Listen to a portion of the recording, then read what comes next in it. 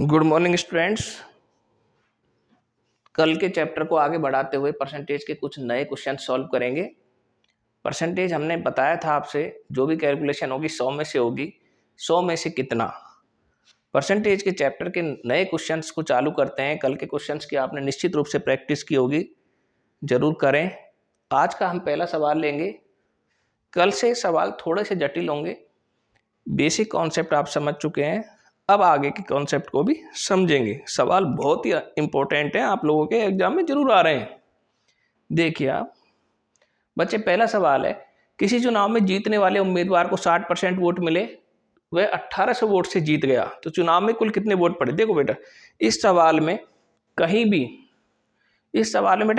ये नहीं दिया गया है कि हारने वाले उम्मीदवार को कितने वोट मिले। लेकिन कोई भी चुनाव होगा उसमें जीतने वाले और हारने वाले दो ही कैंडिडेट होंगे। तो जीतने वाले को जब उसने दे दिया, देखो बेटे, वो कहता है कि जीतने वाले को वोट मिले हैं, दो ही कैंडिडेट हैं, जीतने वाला और हारने वाला। जीतने वाले को मिले 60%, तो निश्चित रूप से हारने वाले को बचे हुए 40% हारने वाले को ही मिले हैं। तो इन दोनों का अंतर कितना है बेटा, 60 माइनस 40, 20% का अंतर है। यानी कि जो जीतने वाला उम्मीदवार है हारने वाले उम्मीदवार से 20% वोटों से जीत गया है। तो वो 20% वोट, सवाल देखो आप, सवाल 1800 वोट से जीता, यानी 20% किसके बराबर है, 1800 के बराबर। ठीक है बेटा, तो 1% कितने के बराबर हो जाएगा, 1% किसके बराबर हो जाएगा बेटा, 1% हो जाएगा बेटे 1800 बटे 20 के बराबर, यानी 90 वोट के बराबर। और 1% जब 90 वोट के बराबर, तो 100% कितने के बराबर, क्योंकि 100 में से कैलकुलेशन करते हैं, इन दोनों का जोड़ भी 100 है, तो 100 गुणा 90 यानी 9000 वोट से जीतने वाला उम्मीदवार जीत। इस तरीके के सवाल बहुत आते हैं, याद रखिए। आपको दोनों की कैलकुलेशन निकालनी है, हारने वाले को कितना मिला, जीतने वाले को कितना मिला, दोनों का अंतर आएगा, वो सवाल में दिया होगा। तो जीत का अंतर दिया होगा या हार का अंतर दिया होगा, जिसका भी अंतर दिया होगा उसी से कैलकुलेशन सेम ऐसे की ऐसे हो जाएगी। ठीक है बच्चे, नेक्स्ट सवाल पे चलो। देखिए, किसी परीक्षा में पास होने के लिए 40% अंक लाना अनिवार्य है। पास होने के लिए कितने अंक लाने, 40%। एक विद्यार्थी 32% अंक लाया तथा 24 अंकों से फेल हो गया, यानी कि इतने तो वो ले आया, फिर भी वो कितने से फेल हो गया, 24 अंक से। तो परीक्षा में कुल कितने अंक थे। पहले आप अच्छी तरीके से इसकी डेफिनेशन को पढ़ो, सवाल क्या कह रहा है आपसे। अब देखो, सवाल समझ गए तो अब देखो, पास होने के लिए कितने अंक लाने थे, 40%। लाया कितने, लाया कि खुद ही देखो सवाल में दे रखा है, लाया 32%। 40 चाहिए थे, 32 लाया है, यानी 8% से क्या हो गया, वो फेल हो गया। तो फेल कितने से हुआ है बेटे, 40 माइनस 32 बराबर 8% से। और देखो बेटा, तथा 24 अंकों से फेल हो गया, यानी कि बिल्कुल सवाल अब तो वही बन गया पिछली बार का, आप आराम से कर सकते हो, करिए समझिए इस बात को। यानी ये जो 8% है किसके बराबर है ये बेटा, 24 के बराबर। 1% 24 बटे 3 के बराबर। 1% कितने के बराबर है, 3। परीक्षा के अंक पूछ रहा है, परीक्षा के अंक कितने मान के चलते हैं हम, 100 में से। तो 100% कितने के बराबर हो जाएगा बेटा, 100 गुणा 300। पेपर कितने का अंक का हो गया, 300। बिल्कुल सिंपल, मैंने आपको बता दिया। परीक्षा में पास होंगे या फेल होंगे, चुनाव में हारेंगे या जीतेंगे। ठीक है, तो ये कैलकुलेशन दोनों का पहले अंतर निकालना है। अंतर जरूर दिया होगा, यहाँ 24 के बराबर है, पिछले सवाल में किसी और संख्या के बराबर था, किसी और में किसी और के बराबर होगा। सवाल को समझिए, सवाल तुरंत सॉल्व होगा। ठीक है, मिटा दो इसको। चलो नेक्स्ट सवाल देखिए, पढ़िए अच्छी तरीके से पढ़िए सवाल को। किसी परीक्षा में 80% विद्यार्थी हिंदी में पास हुए तथा 85% गणित में पास हुए तथा 75% दोनों में पास हुए। असफल किसका पूछ रहा है? असफल यानी फेल विद्यार्थियों का प्रतिशत पूछ रहा है। देखिए ये वेन डायग्राम है, ये डायग्राम बनाया मैंने, इस डायग्राम में इसी डेफिनेशन को इसमें लिख दिया। ये कह रहा है 80% हिंदी में, ये हिंदी है, 85% ये गणित है। लेकिन ये मैंने ये क्यों बनाया, ये पोर्शन बेटे मैंने क्यों बनाया है ये वाला, क्योंकि ये कह रहा है कि 75% है जो दोनों में पास हुए, यानी हिंदी में भी पास है और गणित में पास। तो ये जो पोर्शन है इसमें देखो हिंदी भी आ गया और इसमें गणित भी आ गया। तो 75% विद्यार्थी मैंने ये दिखा दिए जो हिंदी में भी पास हो गए बेटा और गणित में भी पास हो गए। ये डायग्राम बनाने से ये सवाल बिल्कुल आसान हो जाते हैं। अब देखो बच्चे, कैलकुलेशन करने के लिए इन दोनों को जोड़ो पहले, यानी ये हिंदी है ये मैथ है। हिंदी को एच लिख दूं और इसको मैम लिख दूं। 80 + 85 ये कितने होते हैं बेटे? 5, 165। इसमें से पहले 75 घटा दो, क्योंकि 75 दोनों में, इन दोनों की कैलकुलेशन में आगे 75 तो घटेंगे दोनों में से। तो बेटा 5 5 0 16 9 90 90 वो विद्यार्थी हैं जो हिंदी वाले भी हैं और गणित वाले भी हैं। ठीक है, 90 विद्यार्थी ऐसे विद्यार्थी निकल के आ गए जो कॉमन हैं। ठीक है, जो हमने 75% घटाने के, सॉरी 80% हिंदी और 85% मैथ, ये 75% वो कॉमन विद्यार्थी थे जो हिंदी वाले भी थे और मैथ, हमने इनको हटा दिया। अब हमारे पास में 90 वो विद्यार्थी बच गए जो कि क्या हो गए, 90 वो विद्यार्थी बचे हैं जो कि पास हुए हैं। और हमें क्या पूछ रहा है वो, फेल वाले। तो फेल किस में से निकलता है बेटा? 100 में से। तो 100 में से मैं 90 घटा दूंगा तो मेरे पास क्या आएगा? 10% विद्यार्थी क्या हो गए, क्योंकि सारे प्रतिशत में ये सारे प्रतिशत है बेटे। ठीक है, तो 10% विद्यार्थी क्या हो गए बेटा? फेल। सवाल समझ में आ गया होगा आपके? ऐसे सवाल भी बहुत आते हैं, एक बार समझ जाइए बिल्कुल क्लियर हो जाए। 80% विद्यार्थी हिंदी में पास हुए, 85% गणित में पास हुए और दोनों में पास हुए, यानी कि इन दोनों में ये 75 ऐसे विद्यार्थी भी हैं जो इसमें भी पास है और इसमें भी पास है। कुल मिला के कहने का क्या मतलब है, ये सभी पास हैं, चाहे इसमें पास इसमें। ये तो अगर इन तीनों का कैलकुलेशन निकाल के 100 में से घटा दे तो हमारे पास में वो आ जाएंगे जो विद्यार्थी टोटल पास है। तो फेल वाले हम निकाल ही देंगे। उसके बाद हमने इनको कैलकुलेशन करी, दोनों को जोड़ा, फिर ये दोनों में कॉमन था तो इसको घटा दिया। उसके बाद 100 टोटल मानते हैं, 100 में से ये पूरा 90% घटा के 10% विद्यार्थी फेल हो गए। क्या हो गए बेटा? फेल हो गए। सवाल को समझ लो एक बार और। ठीक है, अगला सवाल देखेंगे बेटे। अगला सवाल ढंग से पढ़ेंगे। देखो ऐसा सवाल भी आता है, मेरा कहने का मतलब मैंने वो सिलेक्टेड सवाल आपके लिए लिए हैं जिनसे आप अपना बेस है उसको मजबूत बना सकते हैं। जब मैं एडवांस मैथमेटिक्स की तरफ जाऊंगा तो ये बेस आपको बहुत काम आएगा। देखिए, एक गांव की जनसंख्या 8000 है, किसी गांव है उसकी जनसंख्या 8000 है। यदि प्रतिशत 10% बढ़, ये सवाल थोड़ा गलत है, यहाँ प्रति वर्ष आना चाहिए। प्रति वर्ष 10% की बढ़ोतरी हो तो दो, यानी ये गांव है इसकी जनसंख्या 8000 है, अगले साल इसमें 10% की वृद्धि हो जाती है, फिर अगले साल फिर 10% की वृद्धि हो जाती है। तो अब कह रहा है कि 2 वर्ष बाद जनसंख्या कितनी हो गई। एक ट्रिक है इस सवाल में, जितना समय उतनी बार गुणा, यानी यहाँ 2 वर्ष है तो ये संख्याएं इसमें 2 बार गुणा होंगी, 4 है तो 4 बार गुणा होंगी। अब देखिए 10%, मैंने आपको पहले ही बता दिया, अगर 10% की वृद्धि होती है बेटे तो क्या मतलब होता है उसका, 100 पर 10 यानी 110। फिर अगली बार भी 100% पे 10 की वृद्धि हो रही है तो फिर 110, यानी कि 8000 जो इस गांव की जनसंख्या है, एक साल बाद इसमें इतनी वृद्धि हुई, फिर एक साल बाद हो, यानी 2 साल है। मैंने कहा जितना समय उतनी करना, 2 बार समय है तो 2 बार गुना। अब इसको जब सॉल्व करेंगे तो आंसर हमारा आ जाए, 3 जीरो है यहाँ पे बेटा, 1 2 3, ये क्या काट दो।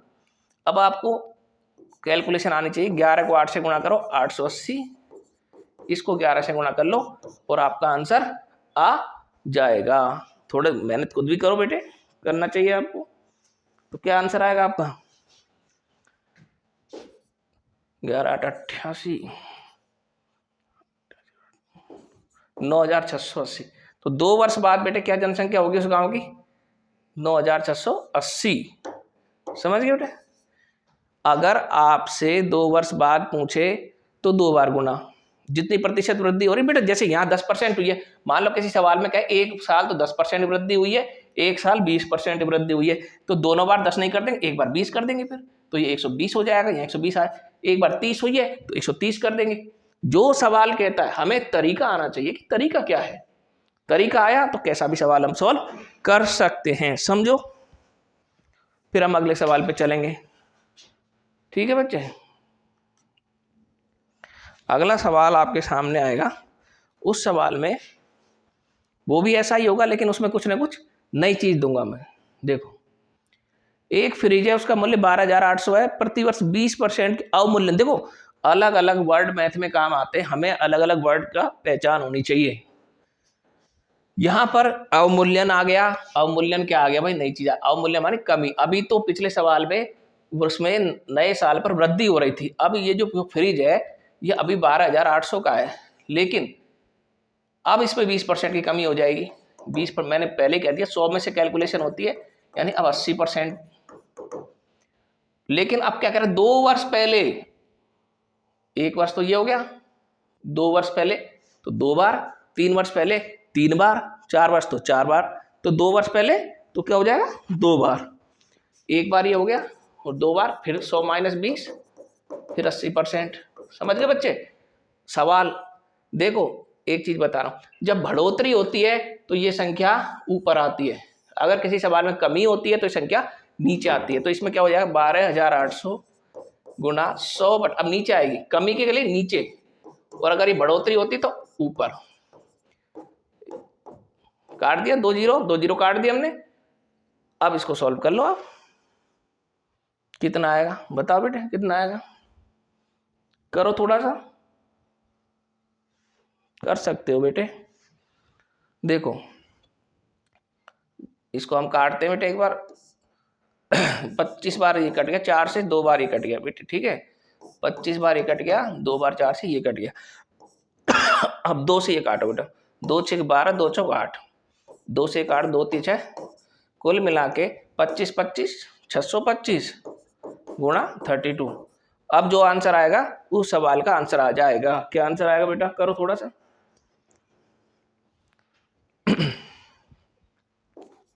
20,000 आंसर आएगा इसका। ठीक है, सवाल समझ में आ गया होगा आपके। मैं क्या समझाना चाह रहा हूं, अगर किसी सवाल में कमी आती है तो ये कैलकुलेशन कमी 100 में से कम करो, या हो सकता था एक साल 20% की कमी हुई है, एक साल 30% की, आपके बार 30 कर देते। एक साल 10% की, एक साल 40% की, एक बार 10 कम कर दो, एक बार 40 कम कर दो।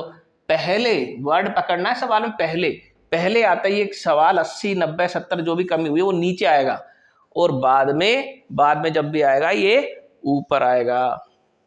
मेरे हिसाब से आप समझ गए होंगे, और आप मेहनत करेंगे, 2 सवाल 3 सवाल खुद ऐसे प्रैक्टिस करेंगे, बनाएंगे, तो आप सवालों को करते ही जाएंगे, आगे बढ़ते ही जाएंगे।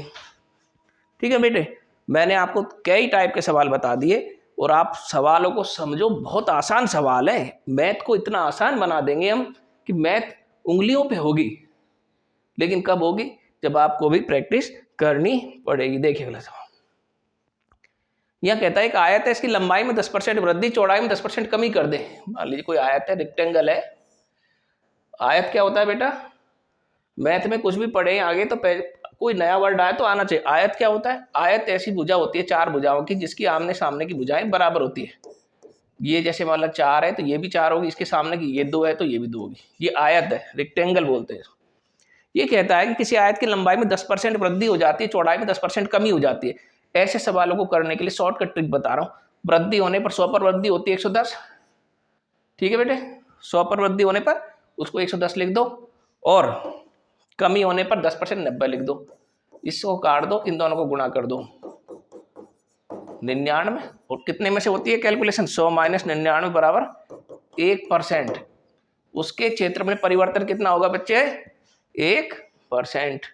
ऐसा सवाल कोई आ जाए कि उसमें 10% की वृद्धि हो जाए, 20% की कमी हो जाए, तो कैसे होगा? 10% की वृद्धि 110, 20% की कमी, 20% कमी, 100 माइनस 20 80। ठीक है बेटे, 0 काट दो तो ये 11 8 88 हो जाएगा। 100 माइनस 88 यानी 12, यहाँ आंसर 12 है। कुल मिला के इस तरीके का सवाल, एक में वृद्धि एक में कमी हो जाए तो हम कोई सा भी सवाल 1 सेकंड में कर सकते हैं। कब करेंगे? प्रैक्टिस की जरूरत है, प्रैक्टिस करनी ही पड़ेगी बच्चों। अगला सवाल पढ़ो, क्या कह रहा है? चीनी के मूल्य में, ये सवाल चीनी के मूल्य में, नमक के मूल्य में, तेल के मूल्य में, ये सवाल कितने आ रहे हैं एग्जाम में। आप लोग निरंतर देखो, कंपटीशंस के एग्जाम को देखो, ये सवाल बहुत ज़्यादा आ रहे हैं। चीनी के मूल्य में 20% की कमी हो जाती है तो कमी हो जाए तो खपत में कितने प्रतिशत वृद्धि करे कि खर्च अपरिवर्तित रहे। कुछ नहीं दिया देखो सवाल में, केवल एक 20% नाम का एक शब्द दिया है और उससे ये सवाल हम सॉल्व करेंगे। कैसे करेंगे बेटा? मान लो 100 से चालू करते हैं हम बेटे किसी भी सवाल को। 20% कमी हो गई है, कमी हो गई, अब कितना रह गया? 80%। ये अगर 20% कमी हो जाने पर खपत में कितने प्रतिशत वृद्धि कर दे कि खर्च तो उसका अपरिवर्तित रहे, ये तो 100 ही रहे। समझ गए? ये था, इसमें कमी हो गई 80% पे आ गया, लेकिन वो कितना यहाँ पे वृद्धि कर दे कि वो 100 का 100 ही बना रहे। आप देख लो सवाल क्या कह रहा है, केवल 20 दिया था लेकिन 20 से हमने एक 80 नाम की संख्या निकाल दी और अब जो कैलकुलेशन होगी वो किस पर होगी? 80 पर, क्योंकि 80 कब आया? जब उसके ऊपर 20 की कमी हुई है। तो जब कितने में से आया? 20 बटे कितना आया है वो खर्च? 80 गुणा 100, 2 जीरो, ये कट गई 0, 4 दूना 8 और 25 चौक 100, 2 से 2, 25%, 25% की वृद्धि कर देगा वो किसमें? खर्च में। पहले वो कम खा रहा था लेकिन अब भाव उसका गिर गया तो अब 25% वो उस चीज को ज्यादा खाएगा, ज्यादा उसका उपयोग करेगा। ठीक है बेटा? तो ऐसे सवाल भी बहुत आसानी से किए जा सकते हैं। ऐसे सवाल बहुत आते हैं, आप कंपटीशन की बुक उठा के देखो, इतने 15% कमी हो जाती है तेल में तो कोई परिवार उसमें कितनी कमी कर दे, वृद्धि हो जाए तो कमी कर दे, कमी हो जाए तो वृद्धि कर दे। सवाल ऐसे ही होगा, हमने आपको बता दिया, कमी होने पर नीचे, वृद्धि होने पर ऊपर। बहुत आसान है, सारे सवाल एक जैसे हैं बच्चे। आप मेहनत करोगे, प्रयास करोगे तो निश्चित रूप से आपको सफलता मिल जाए। अगला सवाल पढ़ेंगे बेटा। सवाल पढ़िए, यदि ए की आय बी की आय से,